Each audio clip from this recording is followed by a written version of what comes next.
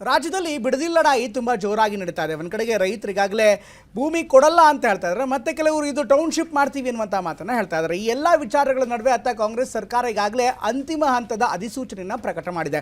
ಇದಕ್ಕೆ ಸಂಬಂಧಪಟ್ಟಂತೆ ಒಂದು ಕಡೆಗೆ ಪೊಲಿಟಿಕಲ್ ವಾರ್ ನಡೀತಾ ಇದ್ರೆ, ಇನ್ನೊಂದು ಕಡೆಗೆ ಈಗ ಟೌನ್ಶಿಪ್ ನಿರ್ಮಾಣ ಮಾಡ್ತೀನಿ ಅಂತ ಸರ್ಕಾರ ಹೇಳ್ತಾ ಇದೆ. ಇಷ್ಟಕ್ಕೂ ಏನಿದು ಟೌನ್ಶಿಪ್, ಯಾವ ಕಾರಣಕ್ಕೋಸ್ಕರ ಮಾಡಲಾಗ್ತಾ ಇದೆ, ಸ್ಥಳದಲ್ಲಿ ಏನೆಲ್ಲ ಅಭಿಪ್ರಾಯಗಳು ವ್ಯಕ್ತವಾಗ್ತವೆ, ಪರ ವಿರೋಧ ಇದೆಯಾ ಅಥವಾ ಸ್ಥಳೀಯವಾಗಿ ಜನರು ನೇರವಾಗಿ ಸಿಟ್ಟು ಹೊರಗಡೆ ಆಗ್ತಾ ಇದ್ದಾರಾ, ಮತ್ತು ಕೆಲವರಿಗೆ ಇನ್ನೂ ಬೇಕು ಅಂತ ಟೌನ್ಶಿಪ್ ಬೇಕು ಅಂತ ವಾದ ಮಾಡ್ತಾ ಇರೋರ ಅಭಿಪ್ರಾಯ ಏನು, ಎಲ್ಲ ವಿಚಾರಗಳನ್ನು ವಿಶೇಷವಾದಂಥ ರಿಪೋರ್ಟನ್ನು ನಿಮ್ಮ ಮುಂದೆ ಇಡ್ತಾ ಇದ್ದೀನಿ.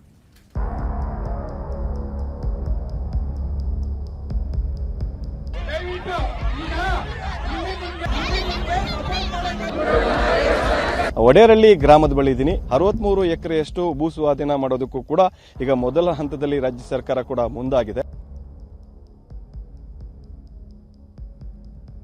ನಮ್ದಿರೋದು 9 ಕುಂಟೆ ಅದೇ, ದುಡ್ಡು ಕೊಟ್ಟರು ಇರ್ತದ ಸ್ವಾಮಿ, ಬಡವರು ಹೊಟ್ಟೆ ಮೇಲೆ ಹೊಳಿಬೇಡ ಸ್ವಾಮಿ. ಪರಿಸರ ಗೊತ್ತಾಗೋದೇ ಇಲ್ವಾ, ನೋಡೇ ಇಲ್ವಾ ನೀವು? ಇಂಥ ಫಲವತ್ತಾದ ಭೂಮಿ ಕಿತ್ಕೊಂಡು ನಾವೆಲ್ಲ ಎಲ್ಲೋಗಣ ಸರ್? ರೈತರು ಬಾಳೆ ಚೆಲ್ಲಾಟ ಆಡಬೇಡಿ, ಹಾಳು ಮಾಡಬೇಡಿ. ಭೂಮಿ ಟೌನ್ಶಿಪ್ ಮಾಡ್ತಾವ್ರೆ, ನಾವು ಒಪ್ಪಿಗೆ ಕೊಟ್ಟಿದ್ದೀವಿ. ಮಾಡಿ ತಪ್ಪು ಕುಮಾರಸ್ವಾಮಿ ಅವರು. ನಮ್ಗೆ ಯಾರಿಗೂ ಏನು ಕೊಟ್ಟಿಲ್ಲ. ವಿಧಾನಸೌಧದಲ್ಲಿ ಇಸ ಕೊಡಿದ್ರು ನಾವು ಜಮೀನು ಮಾತ್ರ ಬಿಡಲ್ಲ. ಬೆಂಗಳೂರು ಗ್ರೇಟರ್ ಬೆಂಗಳೂರು ಆಗಿದೆ. ಬಿಡದಿ ಟೌನ್ಶಿಪ್ ಸಿಎಂ ಡಿಕೆ ಕನಸಿನ ಯೋಜನೆಯಾಗಿದೆ. ಪಟ್ಟು ಅಂದ್ರೆ ಪಟ್ಟು, ಬಿಡೋ ಮಾತೇ ಇಲ್ಲ ಅಂತ ಪಣ ತೊಟ್ಟಿದ್ದಾರೆ. ತೀವ್ರ ವಿರೋಧ ವಿವಾದದ ಮಧ್ಯೆಯೂ 519 ಎಕರೆ ಭೂಮಿ ಸ್ವಾಧೀನಕ್ಕೆ ಸರ್ಕಾರ ಮುಂದಾಗೇ ಬಿಟ್ಟಿದೆ. ಅಂತಿಮ ಅಧಿಸೂಚನೆಯನ್ನು ಹೊರಡಿಸಲಾಗಿದೆ. ಮೊದಲ ಹಂತವಾಗಿ ಆಪರೇಷನ್ ಶುರುವಾಗೇ ಬಿಟ್ಟಿದೆ. ತಮ್ಮ ದಾಖಲಾತಿಗಳನ್ನು ನೀಡುವಂತೆ ರೈತರಿಗೆ ಅಧಿಕಾರಿಗಳು ನೋಟಿಸ್ ಕೊಟ್ಟಿದ್ದಾರೆ. ನಾನಿವಾಗ ಆ ಭೂ ಸ್ವಾಧೀನಕ್ಕೊಳಗಾಗ್ತಿರುವಂತ ಒಡೇರಳ್ಳಿ ಗ್ರಾಮದ ಬಳಿ ಇದ್ದೀನಿ. ನೀವು ಕೂಡ ದೃಶ್ಯದಲ್ಲಿ ನೋಡಬಹುದು. ಸುಮಾರು ಇದು ಬೆಂಗಳೂರು ದಕ್ಷಿಣ ಜಿಲ್ಲೆ ಹಾರೋಹಳ್ಳಿ ತಾಲೂಕಿನ ಒಡೇರಳ್ಳಿ ಗ್ರಾಮಕ್ಕೆ ಸಂಬಂಧಪಟ್ಟಂತ ಜಾಗ. ಈ ಒಂದು ಒಡೇರಳ್ಳಿ ಗ್ರಾಮದಲ್ಲಿ ಸುಮಾರು 63 ಎಕರೆಯಷ್ಟು ಭೂ ಸ್ವಾಧೀನ ಮಾಡೋದಕ್ಕೂ ಕೂಡ ಈಗ ಮೊದಲ ಹಂತದಲ್ಲಿ ರಾಜ್ಯ ಸರ್ಕಾರ ಕೂಡ ಮುಂದಾಗಿದೆ. ಜಮೀನ್ ಬಿಟ್ಕೊಡಿ ಅಂತ ಅಧಿಕಾರಿಗಳೇನೋ ನೋಟಿಸ್ ಕೊಟ್ಟಿದ್ದಾರೆ. ಆದ್ರೆ ಎಲ್ಲರೂ ಜಮೀನ್ ಬಿಟ್ಕೊಡ್ತಿದಾರಾ? ಇಲ್ವೇ ಇಲ್ಲ. ಬಿಡದಿ ಟೌನ್ಶಿಪ್ ವಿರುದ್ಧ ಸಾವಿರಾರು ರೈತರು ರಣಕಹಳೆ ಮೊಳಗಿಸಿದ್ದಾರೆ. ಯಾವುದೇ ಕಾರಣಕ್ಕೂ ನಮ್ಮ ಜಮೀನ್ ಬಿಟ್ಕೊಡಲ್ಲ, ಜೀವ ಬಿಡ್ತೀವಿ, ಜಮೀನ್ ಬಿಡಲ್ಲ, ಬಡವರ ಹೊಟ್ಟೆ ಮೇಲೆ ಹೊಡಿಬೇಡಿ ಅಂತ ಅನ್ನದಾತರು ಸಿಡಿದೆದ್ದಿದ್ದಾರೆ. ಟಿವಿ9 ನೋಡಿದ ತಕ್ಷಣ ಇಲ್ಲಿಗೆ ಬಂದ್ರು. ಅವರು ಜಮೀನಿನ ನೇರವಾಗಿ ಬಂದಿದ್ದಾರೆ. ಈ ಒಂದು ಇಲ್ಲಿ ಕೊತ್ತಂಬರಿ ಸೊಪ್ಪಾಗಿರ್ಬೋದು ಮತ್ತೆ ಪಾಲಕ್ಕು, ಈ ಒಂದು ಸೊಪ್ಪುಗಳನ್ನ ಕೂಡ ತೆಗೆದುಕೊಂಡು ಬಂದಿದ್ದಾರೆ. ಅಂದ್ರೆ ಇದನ್ನ ನಾವು ಇಲ್ಲಿ ಬೆಳೆದೇ ಜೀವನ ಮಾಡ್ತಿರೋದು. ಯಜಮಾನ್ರೆ, ಏನ್ ಸೊಪ್ಪೆಲ್ಲ ತಗೊಂಡ್ಬಂದ್ಬಿಟ್ಟಿದ್ರಿ? ಹೌದು ಸ್ವಾಮಿ, ನಮ್ದಿರೋದು 9 ಕುಂಟೆ ಅದೇ, ಹೊಸ ನೀರು ತಕೊಂಡು ಜೀವನ ಮಾಡ್ತಾ ಇದ್ದೀವಿ. ಬಡವ್ರು, ಸಿಕ್ಕಾಪಟ್ಟೆ ಬಡವ್ರು ಸ್ವಾಮಿ. ಈಗ 9 ಗುಂಟೆಗೂ ಕೂಡ ನಾವು ದುಡ್ಡು ಕೊಡ್ತೀವಿ ಅಂತಾರಲ್ಲ ಅವರು? ಬೇಡ ಸ್ವಾಮಿ, ದುಡ್ಡು ಕೊಡೋದು ಇರ್ತದ ಸ್ವಾಮಿ, ಫಲ ದುಡ್ಡು ಕೊಟ್ಟರು ಇರ್ತದ ಸ್ವಾಮಿ, ಬಡವ್ರು ಹೊಟ್ಟೆ ಮೇಲೆ ಹೊಳಿಬೇಡ ಸ್ವಾಮಿ.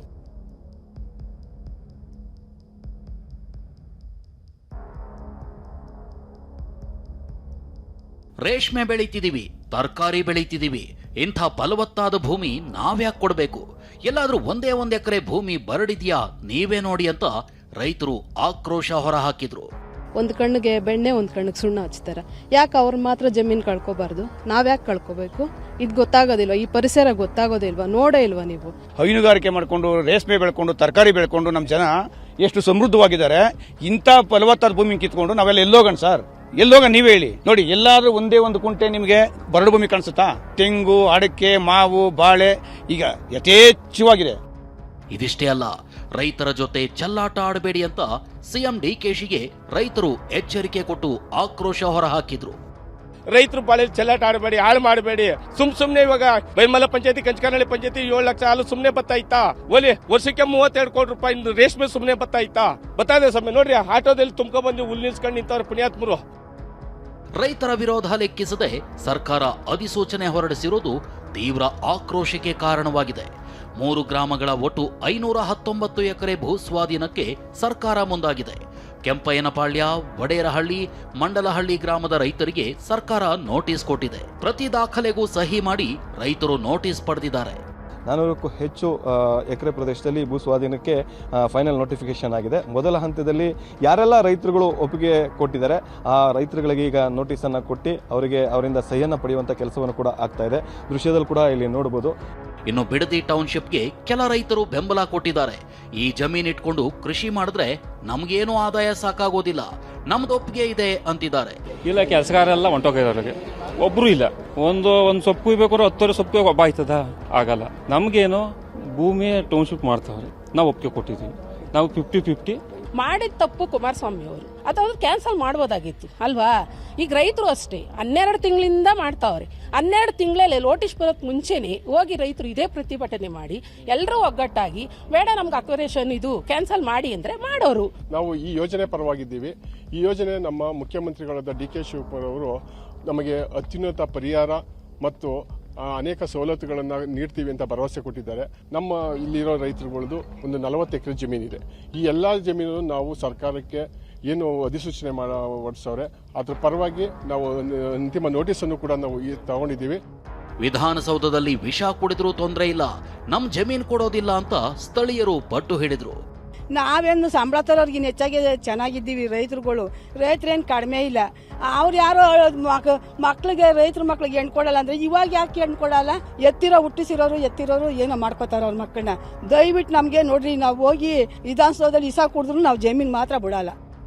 ಹಾಗಾದ್ರೆ ಬಿಡದಿ ಟೌನ್ಶಿಪ್ಗೆ ಎಲ್ಲೆಲ್ಲಿ ಎಷ್ಟೆಷ್ಟು ಭೂ ಸ್ವಾಧೀನ ಆಗ್ತಿದೆ ಅನ್ನೋದರ ಡೀಟೇಲ್ಸ್ ನೋಡೋದಾದ್ರೆ, ಮೊದಲ ಹಂತದಲ್ಲಿ 519 ಎಕರೆ ಭೂ ಸ್ವಾಧೀನಕ್ಕೆ ಆದೇಶಿಸಲಾಗಿದೆ. ರಾಮನಗರ ಮತ್ತು ಹಾರೋಹಳ್ಳಿ ವ್ಯಾಪ್ತಿಯ 3 ಗ್ರಾಮ ಅಂದ್ರೆ ಕೆಂಪಯ್ಯನಪಾಳ್ಯದಲ್ಲಿ 384 ಎಕರೆ 22 ಗುಂಟೆ ಸ್ವಾಧೀನಕ್ಕೆ ಅಧಿಸೂಚನೆ ಪ್ರಕಟಿಸಲಾಗಿದೆ. ಮಂಡಲಹಳ್ಳಿಯಲ್ಲಿ 71 ಎಕರೆ 13 ಗುಂಟೆ, ವಡೇರಹಳ್ಳಿಯಲ್ಲಿ 63 ಎಕರೆ 10 ಗುಂಟೆ ಜಮೀನು ಸ್ವಾಧೀನಕ್ಕೆ ಆದೇಶಿಸಲಾಗಿದೆ. ಹಾಗೆ ಪ್ರತಿ ಎಕರೆಗೆ 2 ಕೋಟಿ 7 ಲಕ್ಷ ರೂಪಾಯಿಯಿಂದ 2 ಕೋಟಿ 50 ಲಕ್ಷ ರೂಪಾಯಿವರೆಗೂ ದರ ನಿಗದಿ ಮಾಡಲಾಗಿದೆ. ಅಥವಾ 50% ಅಭಿವೃದ್ಧಿಪಡಿಸಿದ ಭೂಮಿ ನೀಡಲು ಅಧಿಸೂಚನೆಯಲ್ಲಿ ತಿಳಿಸಲಾಗಿದೆ. ಹಾಗಾದ್ರೆ ಏನಿದು ಯೋಜನೆ? ರೈತರ ವಿರೋಧ ಯಾಕೆ? ಅದನ್ನೇ ಹೇಳ್ತೀವಿ ನೋಡಿ. ಕರ್ನಾಟಕ ಸರ್ಕಾರದ ಮಹತ್ವಾಕಾಂಕ್ಷೆಯ ಯೋಜನೆ ಇದಾಗಿದ್ದು, ಬಿಡದಿ ಕೈಗಾರಿಕಾ ಪ್ರದೇಶದ ಸಮೀಪ ಟೌನ್ಶಿಪ್ ಅಭಿವೃದ್ಧಿ ಮಾಡುವ ಉದ್ದೇಶ ಹೊಂದಲಾಗಿದೆ. ಸುಮಾರು 10,000 ಎಕರೆ ಪ್ರದೇಶದಲ್ಲಿ ಟೌನ್ಶಿಪ್ ನಿರ್ಮಾಣ ಮಾಡಿ ಬೆಂಗಳೂರು ಜನಸಂಖ್ಯೆ ಮತ್ತು ವಾಹನ ದಟ್ಟಣೆಯ ಒತ್ತಡವನ್ನ ಕಡಿಮೆ ಮಾಡ್ತೀವಿ ಅಂತ ಸರ್ಕಾರ ಹೇಳ್ತಿದೆ. ಟೌನ್ಶಿಪ್ ನಿರ್ಮಿಸಿ ಐಟಿ-ಬಿಟಿ ಅಭಿವೃದ್ಧಿ ಸಂಸ್ಥೆಗಳು, ವಸತಿ ಸಮುಚ್ಚಯಗಳಿಗೆ ಆದ್ಯತೆ ನೀಡಲಾಗುತ್ತೆ. ಆದರೆ ಫಲವತ್ತಾದ ಕೃಷಿ ಭೂಮಿ ನಷ್ಟವಾಗುತ್ತೆ ಅಂತ ರೈತರು ಹೋರಾಟ ಮಾಡ್ತಿದ್ದಾರೆ. ಕಳೆದ 471 ದಿನಗಳಿಂದ ಹೋರಾಟ ನಡೆಸಲಾಗ್ತಿದ್ದು, ತೆಂಗು, ಅಡಿಕೆ, ರೇಷ್ಮೆ ಬೆಳೀತಿರೋ ಜಾಗವನ್ನ ಕೊಡೋಕ್ಕಾಗಲ್ಲ ಅಂತ ಕೆಲವರು ಹೇಳ್ತಿದ್ದಾರೆ. ಅಕ್ವರ್ ನಿಲ್ಸ್ಬಿಡ್ತೀನಿ, ಅದು ಮಾಡಿಬಿಡ್ತೀನಿ, ಇದು ಮಾಡಿಬಿಡ್ತೀನಿ ಅಂತ ಅದೇ ಪುಣ್ಯಾತ್ಮ ಇವತ್ತು 20 ವರ್ಷ ರೆಡ್ ಬೆಲ್ಟ್ ಮಾಡಿಬಿಟ್ಬಿಟ್ಟು ಈಗ ನಿಲ್ಸ್ರಿ ಅಂತ ಬರ್ತಾವ್ರೆ. ಈ ಒಂದು ಯೋಜನೆಯ ಪರವಾಗಿದ್ದೀವಿ, ನಾವೆಲ್ಲ ರೈತರುಗಳು ಕೂಡ ಈ ಒಂದು ಯೋಜನೆಗೆ ಭೂಮಿಯನ್ನು ಕೊಡೋದಕ್ಕೂ ಕೂಡ ಸಿದ್ಧ ಆಗಿದ್ದೀವಿ ಅನ್ನೋ ಮಾತುಗಳನ್ನ TV9 ಜೊತೆಗೆ ಹಂಚಿಕೊಂಡಿರುವಂತದ್ದು. ಕ್ಯಾಮರಾ ಪರ್ಸನ್ ಮುತ್ತೂರಾಜ್ ಜೊತೆ ಪ್ರಶಾಂತ್, TV9 ರಾಮನಗರ.